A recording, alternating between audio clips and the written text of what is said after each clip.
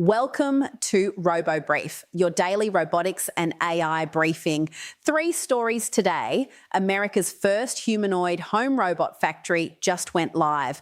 A robot walked the pre-Met Gala carpet, and Japan Airlines is putting humanoids to work on your luggage. Let's get into it. First, 1X Technologies just opened what they're calling America's first vertically integrated humanoid robot factory. The NEO factory in Hayward, California is 58,000 square feet, staffed by over 200 employees and now in full-scale production of the NEO home robot.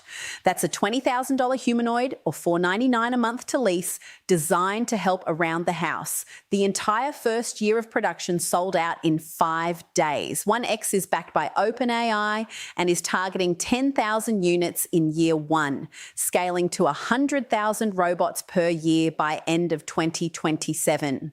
This is the shift from labs to living rooms at scale. A US-built, vertically integrated humanoid factory isn't a demo anymore. It's a supply chain. Story 2, a humanoid robot walked into the Met Gala. AgiBot A2 showed up at the Mark Hotel in New York on May 5th alongside fashion designer Alexander Wang.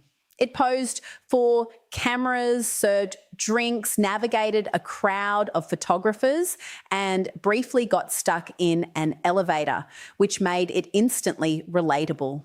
The appearance was tied to Wang's new energy drink launch, and the robot wore the logo on its chest. But underneath the fashion stunt, Chinese humanoid robotics is now on the global cultural stage. When your robot does the Met Gala, you've arrived.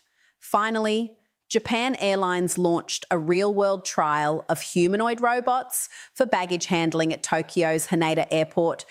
The robots, made by Unitree, standing about 4'3", will move luggage and cargo on the tarmac.